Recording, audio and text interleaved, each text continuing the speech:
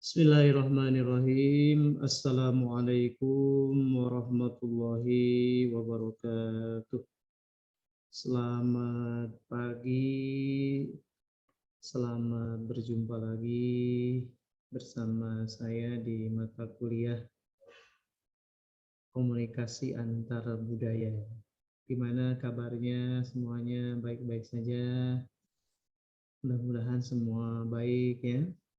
Dan kita senantiasa berdoa kepada Allah Subhanahu wa taala, semoga ibadah puasa kita diterima oleh Allah dan diberi kekuatan untuk menjalankannya supaya mendapatkan nilai yang sempurna dari Allah Subhanahu wa taala. Oke teman-teman, kita hari ini kembali melaksanakan perkuliahan secara online ya. Jadi Anda simak video pembelajaran ini melalui YouTube. Jangan lupa Anda subscribe, kemudian like and comment ya di video ini. Di komunikasi antar budaya hari ini kita akan membahas tentang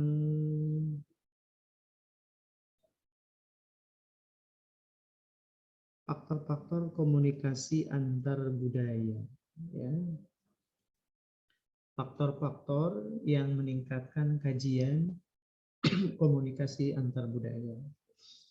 Sebagaimana kita ketahui bahwa dalam komunikasi antar budaya gitu ya, ada beberapa faktor yang menjadikan komunikasi ini semakin luas gitu ya, semakin diminati gitu ya. Alasannya ya karena komunikasi antar budaya ini dilakukan setiap orang gitu ya. Dan hari ini masyarakat dunia sangat dinamis gitu ya. Maka oleh karena itu mereka harus siap bagaimana menghadapi situasi yang baru dan kompleks gitu ya. Karena mereka bertemu dengan berbagai macam partner gitu ya, orang yang notabene merupakan manusia yang berlainan budayanya gitu ya, dan mungkin mereka belum pernah jumpai. Nah, apa saja hal mendasar ya yang penting gitu ya dalam komunikasi antar budaya gitu ya. Pertama bahwa faktor budaya itu adalah sesuatu yang sangat penting dalam komunikasi antar budaya gitu ya. Mengapa hal ini menjadi sangat penting gitu ya? Mengapa faktor budaya menjadi hal atau menjadi penyebab pentingnya dalam komunikasi gitu ya. Pertama gitu ya, mobility gitu ya. Mobility itu gitu ya, mobilitas itu ya semua orang hari ini bisa melakukan perjalanan kemanapun gitu ya, dan mobilitas masyarakat dunia hari ini sangat masif gitu ya. Anda bisa hari ini melakukan perjalanan dari mana saja dengan waktu yang relatif singkat gitu ya. Kemudian ada yang namanya saling kebergantungan ekonomi ya. Sebagaimana kita ketahui bahwa hari ini dengan adanya teknologi kita mengenal yang namanya e-commerce gitu ya, di mana Anda bisa berbelanja bukan hanya produk lokal gitu ya. Anda misalkan memesan gitu hari ini untuk takjil, untuk bukaan gitu ya, dari warung sebelah gitu. Tapi hari ini mungkin Anda bisa pesan makanan dari luar daerah, bahkan mungkin dari luar negara gitu ya. Dan dengan adanya kebutuhan ini, gitu ya, maka manusia ini saling ketergantungan, gitu ya. Nah, kita bagaimana akan memesan produk-produk dari luar, gitu ya, budaya apa yang kita kembangkan, gitu ya kan. Nah itu bagaimana kita melakukan proses pemasaran, gitu ya, supaya eh, produk kita diterima di tempat orang yang berlainan budaya, gitu kan. Kemudian hari ini eh, salah satu hal yang menjadi faktor penting ya dalam komunikasi antar budaya itu adanya teknologi komunikasi ya.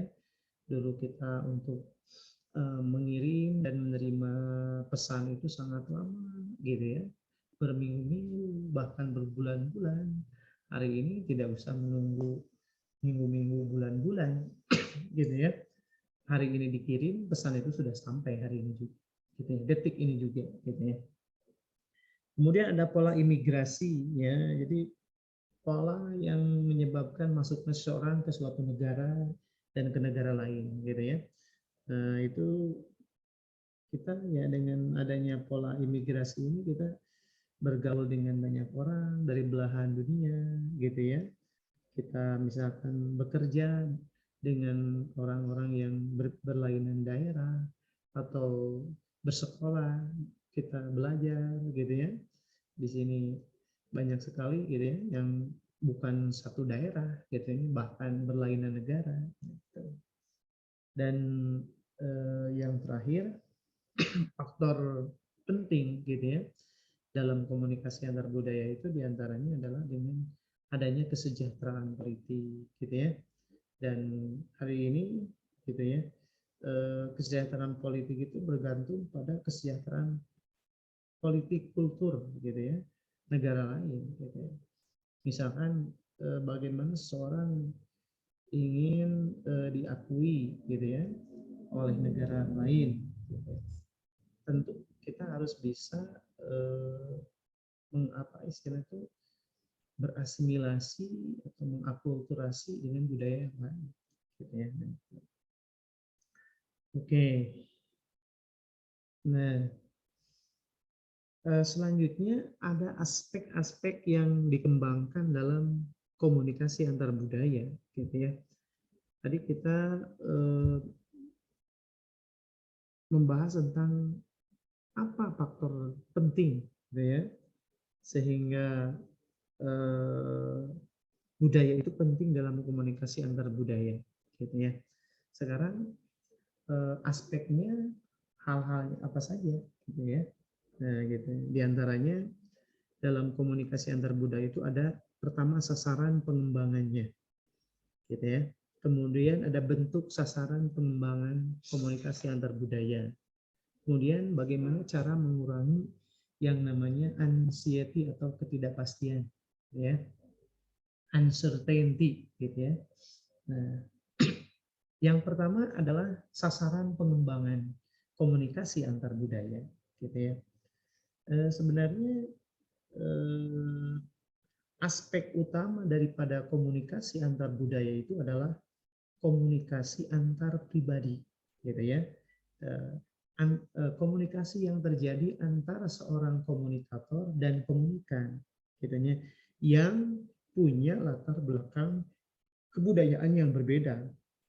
Maka dalam kajian ilmu komunikasi gitu ya, yang dimaksud dengan aspek komunikasi adalah seluruh hal atau hal apa yang menjadi objek material ilmu komunikasi. Dalam hal ini komunikasi antar budaya. Jadi objeknya. Gitu ya. Di antaranya sasaran komunikasi antar budaya itu pertama, gitu ya. Ketika kita akan melakukan komunikasi antar budaya itu objek materialnya itu pertama karena kita akan melaksanakan tugas yang berhubungan dengan orang-orang yang punyai latar belakang budaya yang berbeda. Misalkan Anda seorang guru, seorang dosen, gitu ya, seorang pengusaha, gitu ya. Anda ingin berbisnis, gitu ya, Agar bisnis Anda lancar, maka harus mempunyai relasi. Dan relasi ini mungkin berbeda budayanya, gitu ya. Anda seorang dai, Anda seorang praktisi agama, gitu ya, penceramah, dai-dainya, gitu kan.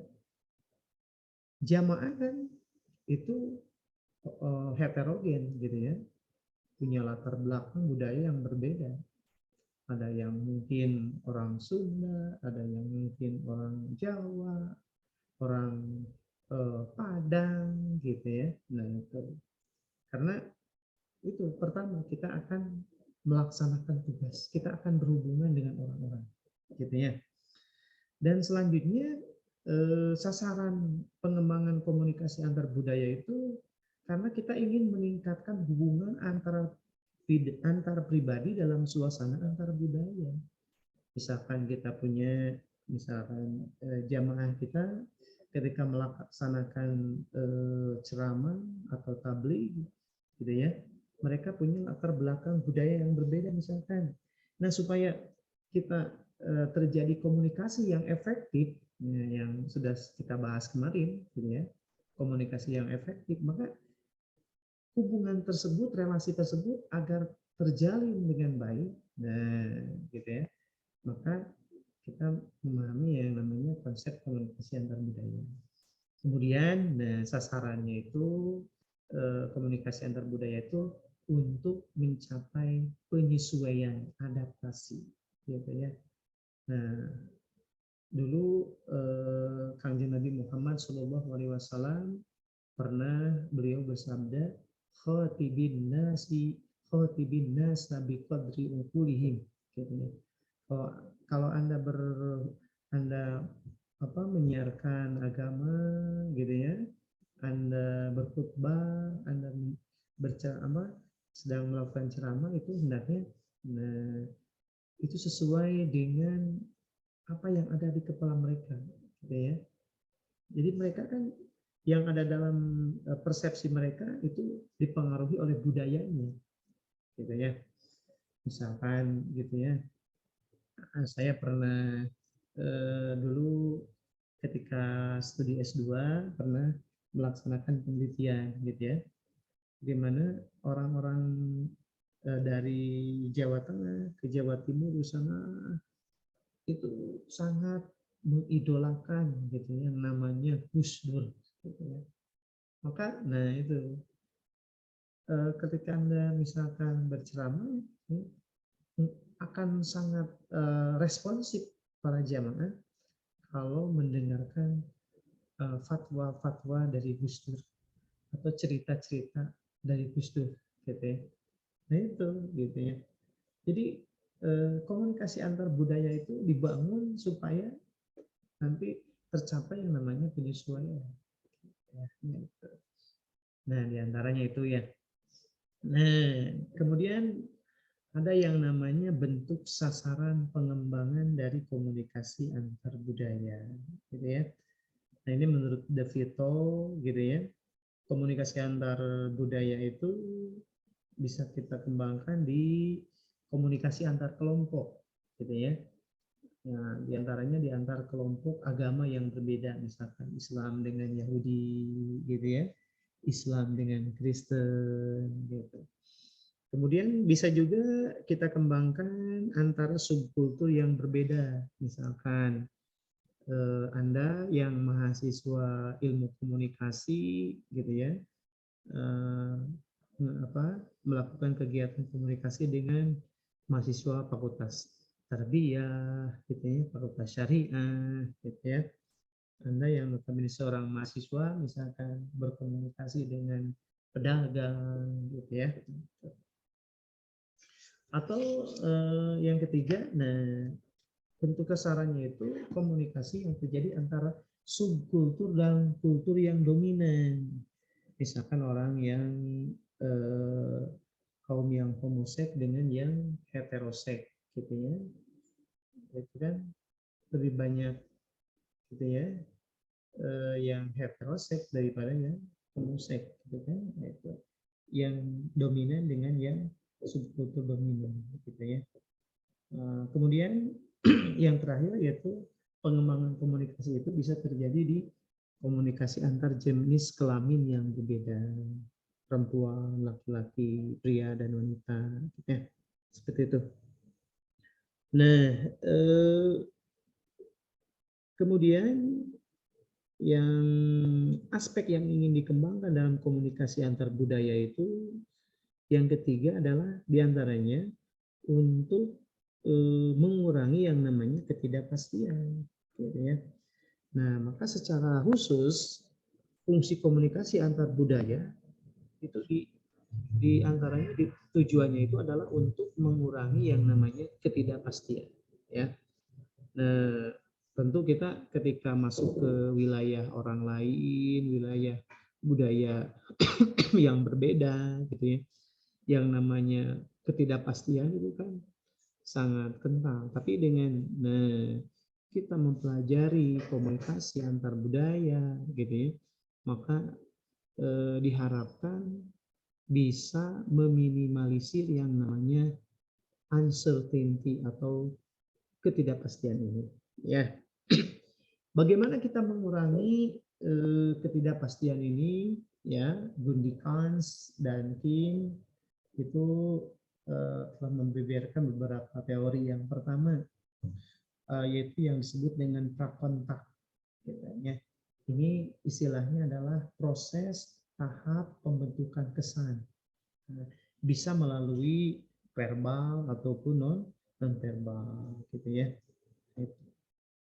Ini adalah pandangan pertama, gitu ya. Pandangan pertama itu sesuatu yang harus istilahnya itu mendapatkan perhatian yang banyak, gitu ya. Karena seseorang itu akan sangat berkesan, gitu ya, dalam pandangan pertama, gitu ya. Nah, selanjutnya itu akan mencair, gitu ya. Tapi kalau misalkan pandangan pertama sudah kacau, kabur, gitu ya. Nah, itu ya. Maka untuk mengurangi ketidakpastian ini, yang namanya pandangan pertama harus Anda buat semaksimal mungkin, ya. Maka kalau dalam teori-teori yang lain, gitu ya, ketika kita misalkan ceramah atau memberikan pembelajaran, gitu ya, itu the golden moment atau the golden time itu pandangan pertama itu adalah di 10 menit pertama, gitu ya. Anda seperti hari ini kuliah, gitu ya, online ini 10 menit pertama mungkin perhatian Anda ya antara 80-90 ya. Tapi setelah 10 menit kedua, ketiga, keempat, gitu ya, wallahu alam, gitu ya. Nah, gitu. Maka ini ya, di tahap pertama, tahap pembentukan kesan. Yang kedua, yaitu initial contact atau impression. Nah, ini adalah kelanjutan dari kesan yang pertama, gitu. Nah, ini harus lebih impress, gitu ya, harus lebih mengesankan, gitu ya. Nah, siap. Aduh, teman. Nah, harus lebih impresif, lebih mengesankan, gitu ya.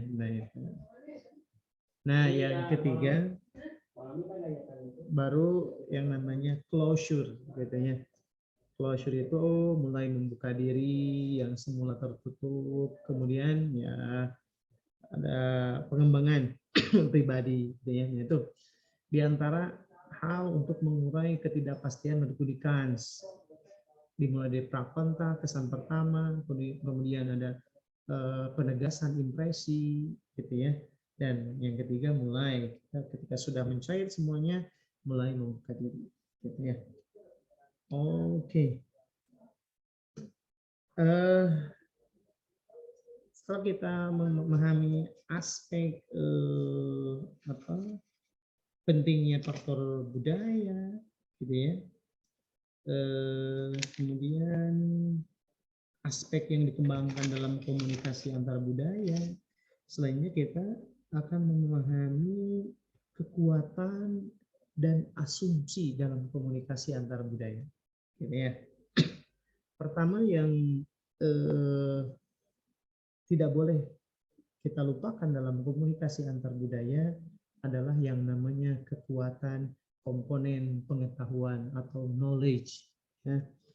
Jadi knowledge itu sesuatu yang penting, gitu ya. Sebelum kita memahami budaya partner kita, gitu ya, kita harus punya pengetahuan dasar, gitu ya. Maka sebelum kita membahas tentang bahasa-bahasa atau ajaran-ajaran yang berat, Nabi Muhammad itu disuruh oleh Allah untuk iqra, katanya, untuk banyak membaca, mencari pengetahuan, gitu ya. Karena itu dasar kita, gitu ya. Kita tidak mungkin langsung bisa mempraktekkan, memahami komunikasi antar budaya dengan efektif, gitu ya, tanpa adanya komponen dasar pengetahuan. Munculnya, gitu ya, bagaimana kita bisa efektif dalam komunikasi antar budaya itu berdasarkan pengetahuan. Maka Anda sebagai mahasiswa ilmu komunikasi harus banyak membaca, ya. Di perpustakaan banyak sekali buku-buku komunikasi, silahkan baca, ya. Nah, itu. Jadi tidak cukup Anda mendengarkan kuliah saja, tapi harus banyak membaca, gitu ya. Nah, itu. Yang kedua, kekuatan dan asumsi dari komunikasi antar budaya itu dibangun dari komponen kesadaran atau mindfulness, gitu ya. Nah, jadi kesadaran itu sesuatu yang sangat luar biasa, gitu ya. Karena kesadaran itu artinya adalah kesiapan dari diri kita kemudian untuk mengambil perspektif yang baru, gitu ya. Karena kan setiap orang punya budayanya yang melekat pada dirinya. Nah, dan faktor kesadaran ini adalah sesuatu yang sangat penting bagaimana kita membuka perspektif baru, cakrawala baru, gitu ya. Oke, yang ketiga, kekuatan dari pada komunikasi antar budaya itu adalah komponen kemampuan atau skill, ya. Skill ini yang mengacunya pada bagaimana kita menegosiasikan identitas, gitu ya, melalui kita meneliti, menyimak, empati, kepekaan, nonverbal, kesopanan, gitu ya, kolaborasi, gitu ya. Nah, maka seorang pakar komunikasi Hamid Maulana menyebut bahwa komunikasi antar budaya itu adalah human flow across national boundary, gitu ya. Jadi bagaimana dia itu bisa mengikuti arus, gitu ya, di tengah perbedaan, gitu ya. Nah itu. Nah, oke, selanjutnya pencetus dan teori komunikasi budaya, gitu ya. Yang pertama kita kenal dengan yang namanya Griffin, ya. Griffin itu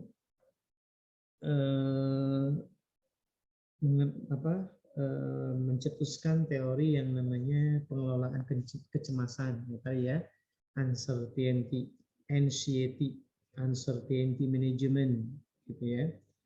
Kemudian gitu ya, nanti kita akan membahas beberapa teori, ya. Oke, pertama dulu ke teori yang pertama, yaitu teori pengelolaan kecemasan atau anxiety management theory. Nah, itu ya. Jadi dalam komunikasi antar budaya itu banyak sekali teorinya, ya. Di antaranya teori bagaimana mengelola kecemasan, gitu ya.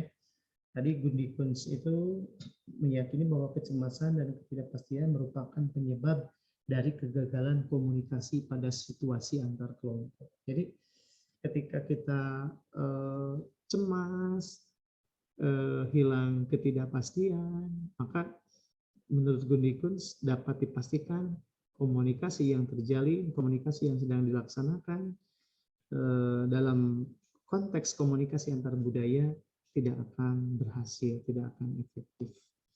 Maka ada beberapa hal gitu ya yang merupakan catatan gitu ya dalam teori anxiety ini gitu ya.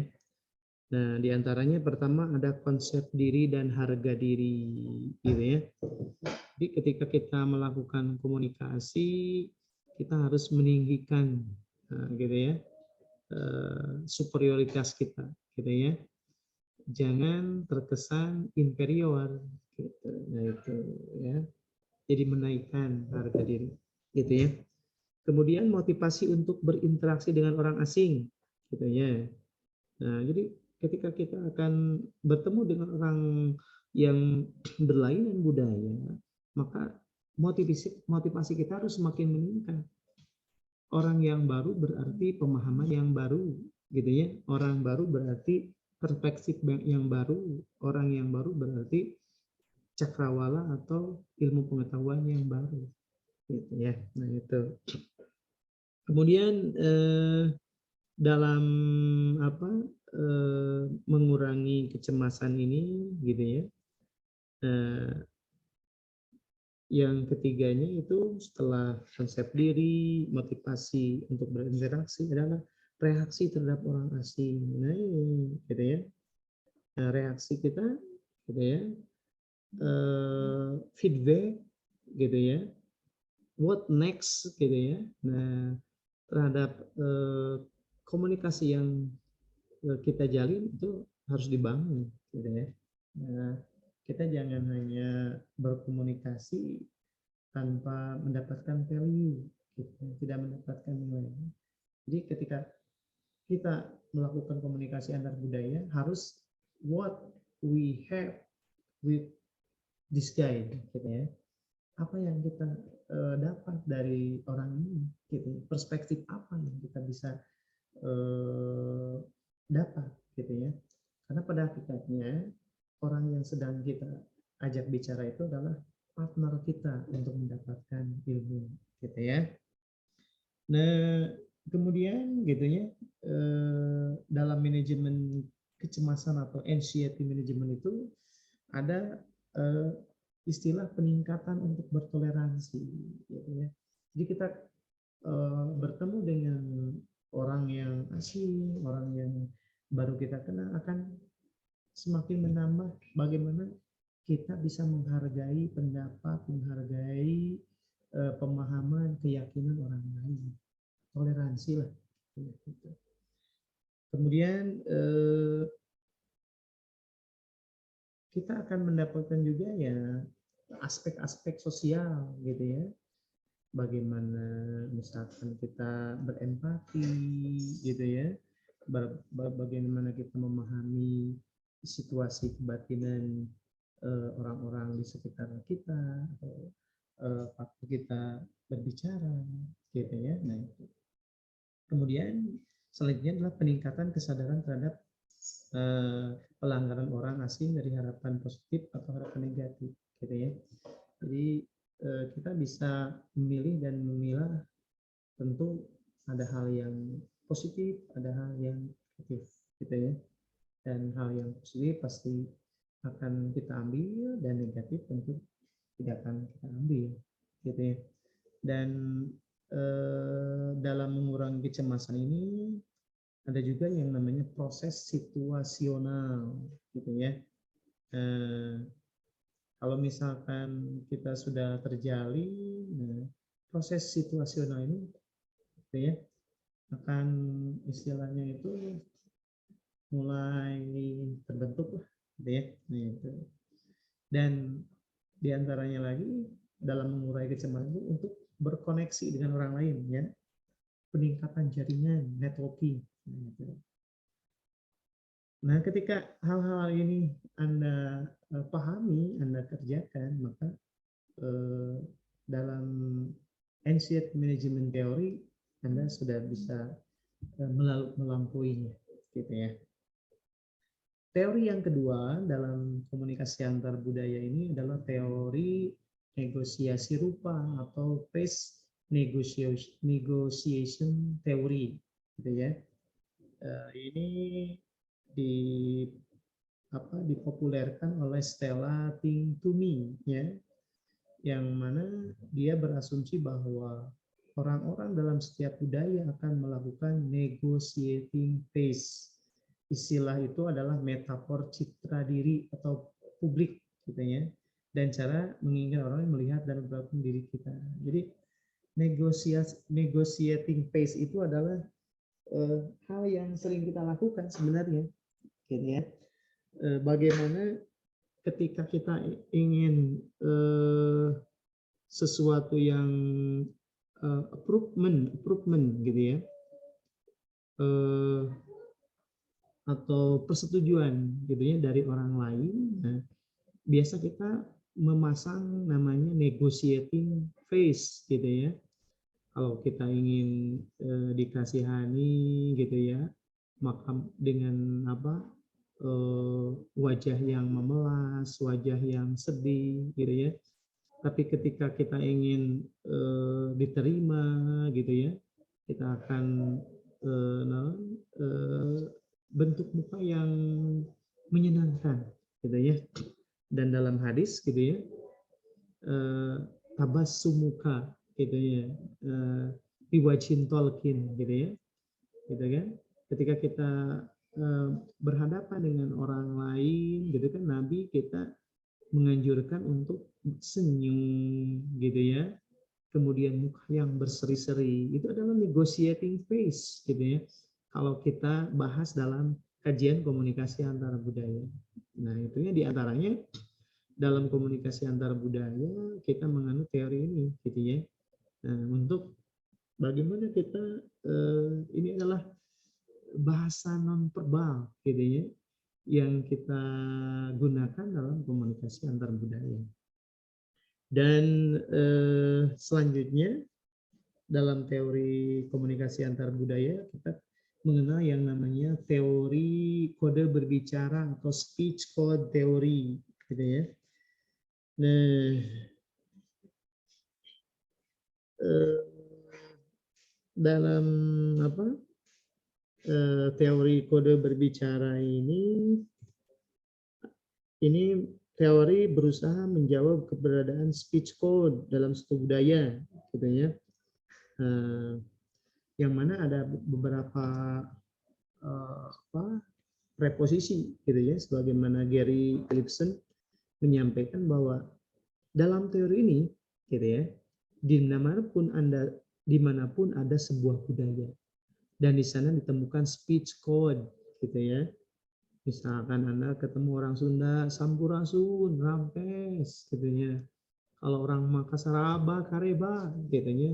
Kalau orang Medan, horas, gitu ya.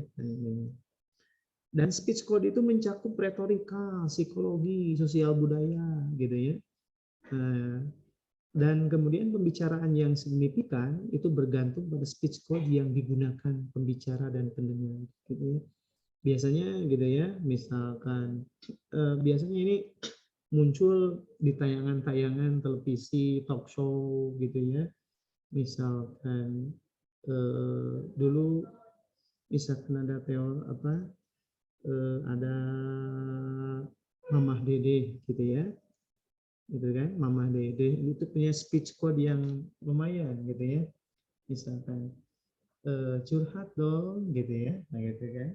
Seperti itu.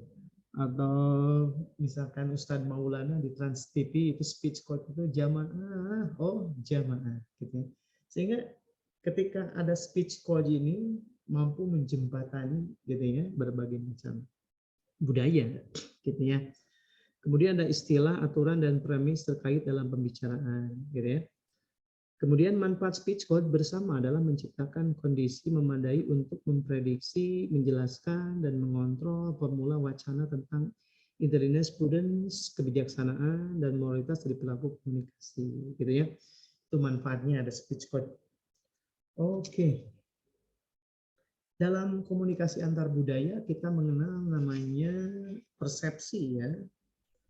Nah, jadi manusia itu harus memenuhi tugas hidupnya, ya, sebagai makhluk sosial tentunya. Maka manusia itu berinteraksi dengan semua orang, gitu ya.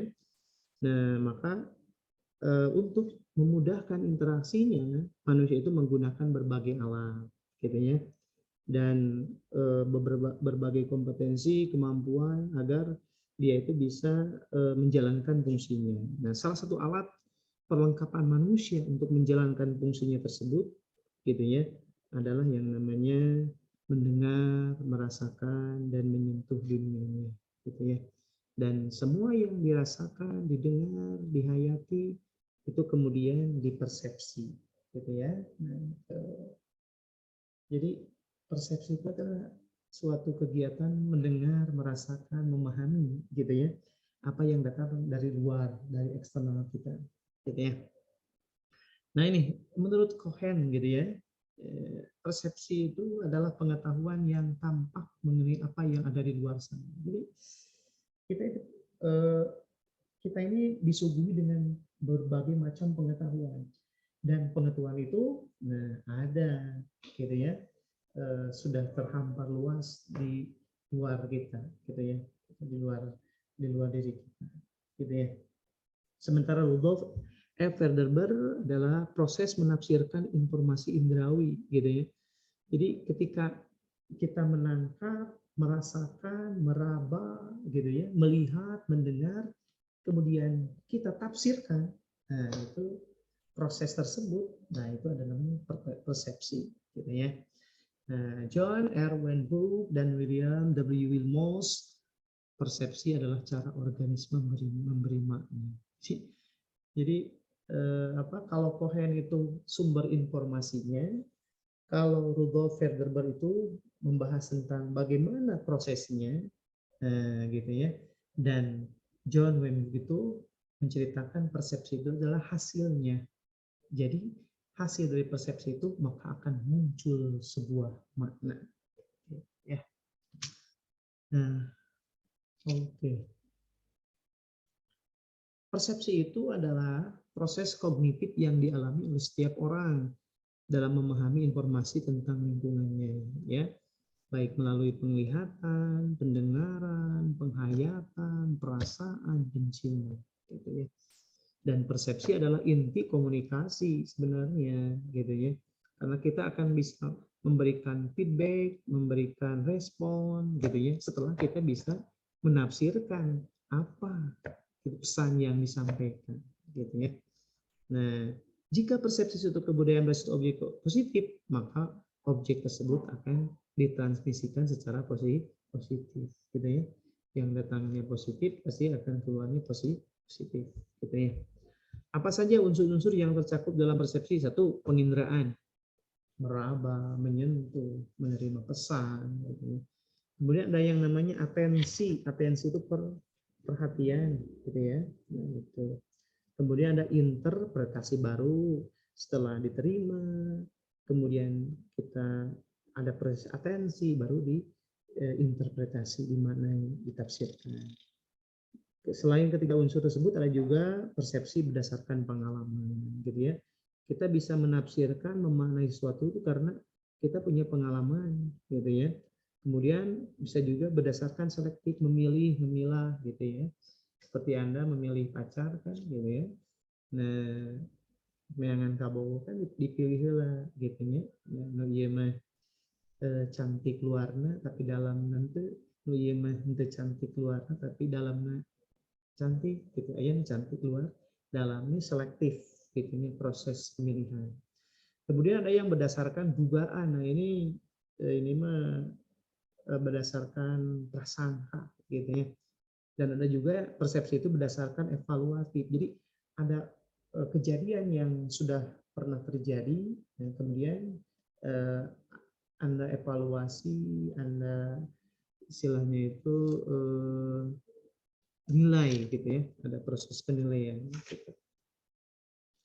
Oke, dalam subproses dalam persepsi pertama ada stimulus penginderaan dekat, gitu ya. Ada rangsangan, gitu ya. Anda melihat, mendengar, meraba, gitu ya.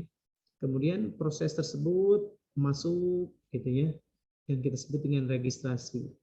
Kemudian setelah masuk di dalam persepsi tersebut, alat persepsi tersebut, maka kita memunculkan yang namanya interpretasi, pemaknaan. Nah, setelah interpretasi maka Anda akan mempunyai sebuah makna hasil daripada persepsi tersebut. Kemudian ketika sudah dapat makna, Anda kemudian bisa memberikan yang namanya umpan balik, gitu ya.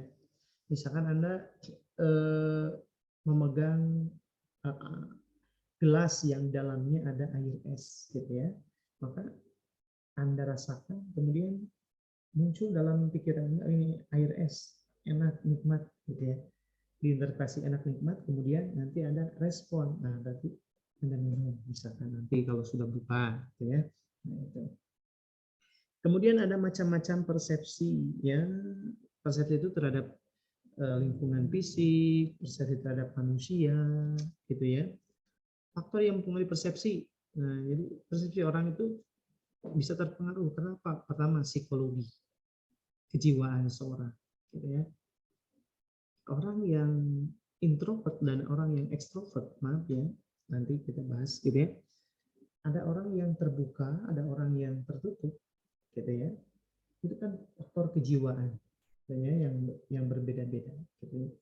Kalau orang yang tertutup cenderung menyimpan sebuah kesan, gitu ya. Kalau yang ekstrovert cenderung dia itu belak-belakan, gitu ya. Nah, itu. Family dari keluarga, dia dilahirkan di keluarga yang bentuknya seperti apa? Apakah keluarga yang demokratis atau yang otoriter, gitu ya. Maka persepsinya juga akan berbeda, gitu ya. Kalau orang yang otoriter itu sakok, gitu ya. Kalau yang demokratis itu cenderung, gitu ya, membuka ruang untuk berdiskusi dan bernegosiasi, gitu ya. Nah, kemudian kebudayaan yang dianut, ya, itu kan, kebudayaan itu juga mempengaruhi bagaimana mempersepsi, gitu ya. Nah, itu faktor dari dalam dan luar.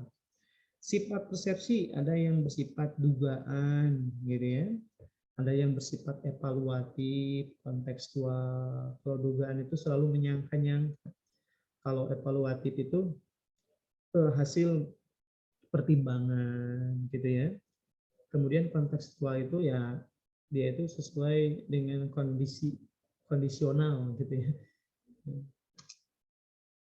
Nah, apa saja yang mungkin menjadi kesalahan dalam persepsi atau kegagalannya? Pertama yang namanya kesalahan atribusi. Atribusi adalah proses internal dalam diri kita untuk memahami penyebab dari orang lain, gitu ya.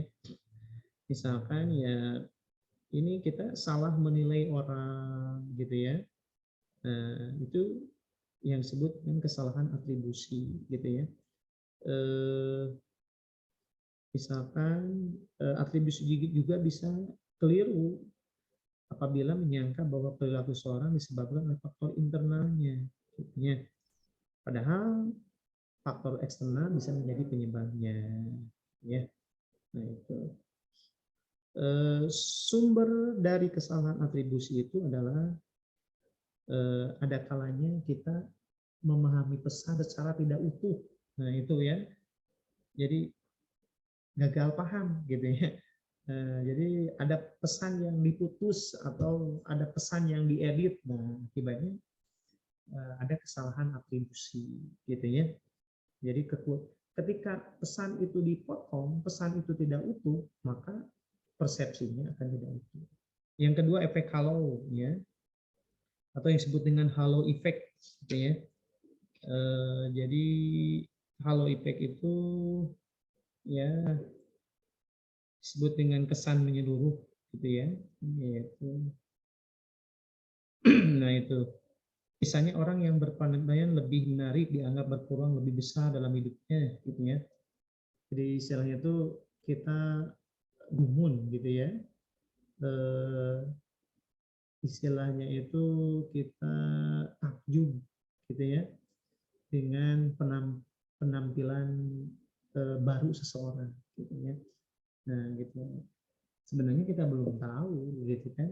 Nah, kita itu jangan terlalu percaya casing, gitu ya.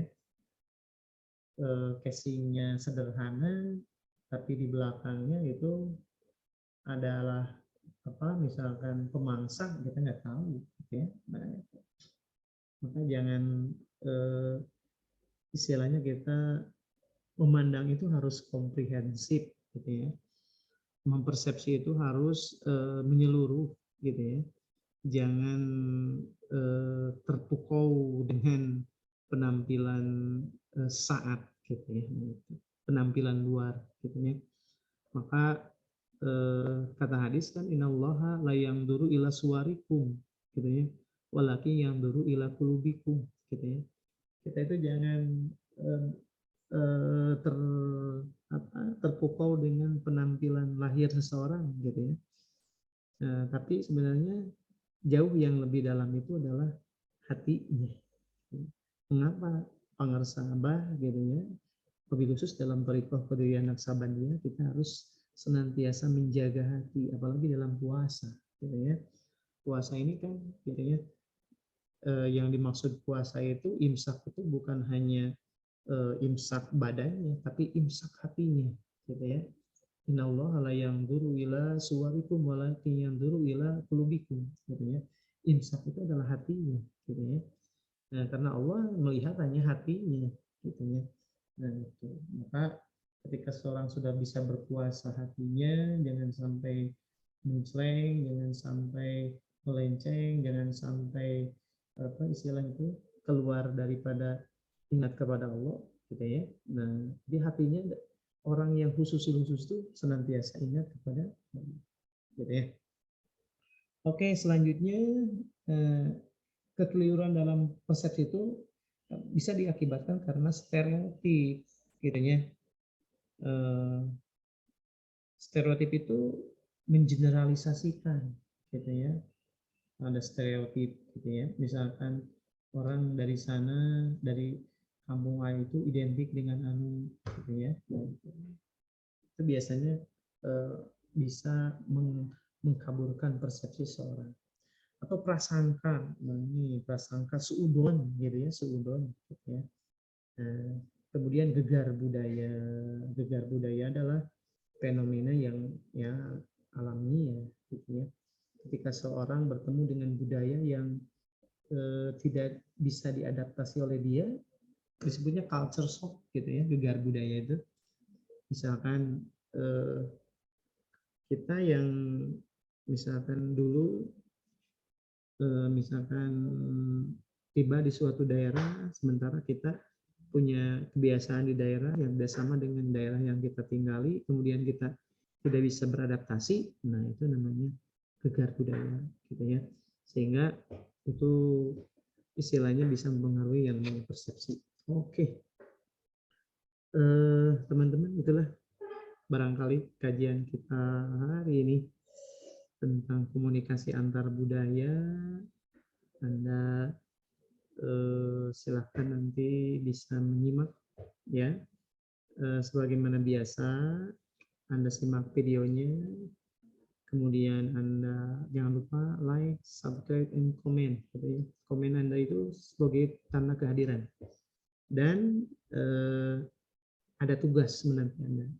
Anda harus mereview ulang materi kuliah hari ini. Ya. Jadi hari ini kita mendengarkan kemudian mereview, mendengarkan dan mereview, gitu ya. Quran kan dulu diturunkan seperti itu, gitu ya. Malaikat Jibril membacakan ayat, diterima oleh Nabi, kemudian Nabi menyuruh sahabat untuk menuliskannya, gitu ya, membaca ulang, gitu ya. Oke, saya kira cukup untuk hari ini pertemuan kita ya. Saya dengar minggu depan sudah UTS ya.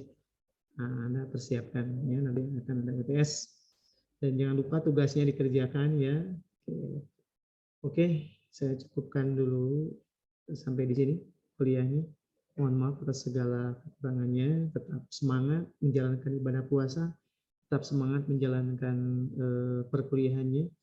Semoga Anda menjadi orang-orang yang sukses semuanya. Amin ya Allah ya Rabbal Alamin. Cukup sekian dari saya. Assalamualaikum warahmatullahi wabarakatuh.